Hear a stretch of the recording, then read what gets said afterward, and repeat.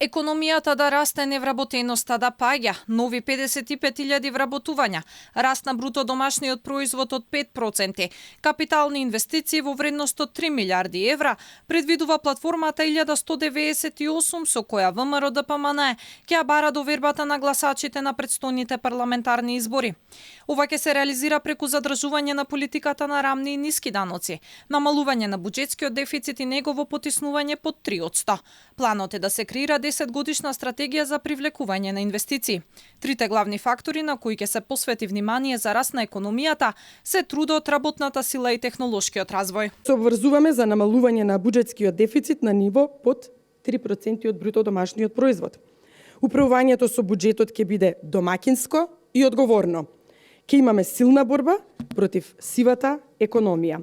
Сите овие предлог мерки, кои се само сублимат на над 1000 мерки, ќе влијаат и ќе овозможат намалување на невработеноста до 7,5%. Имено, планираме генерирање на нови 55.000 работни места. Главната насока ќе биде подобар животен стандард. Уште првата година пензионерите ќе добијат 5.000 денари линеарно покачување. Според ВМРО-ДПМН, 84.000 лица живеат во сиромаштија, а тие нудат концепт со кој платите ќе растат реално, а не како сега, само преку манипулација со бројки.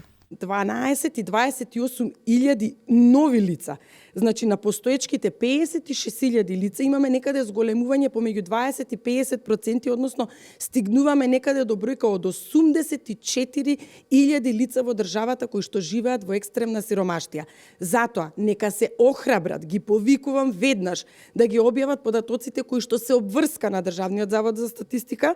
Енергетиката како главна движечка сила ќе добие засебно министерство каде што ќе бидат вработени истакнати кадри и ќе бидат носители на сите стратешки проекти.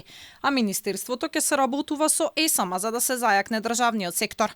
Изградба на домашни енергетски капацитети, модернизирање на рек Битола и отворање на рудникот Живојно се приоритетите за Македонија да има сопствена базна електрична енергија.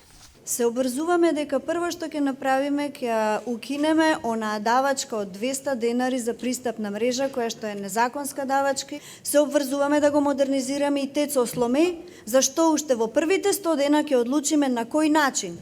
Дали ќе премине како постројка на газ, дали ќе работи на домашниот јаглен од рудникот Поповјани или пак ќе работи на увозен јаглен. Во делот на инфраструктурата, ВМРО-ДПМН најавува дека ќе го заврши автопатот Кичево-Охрид до 2026 година.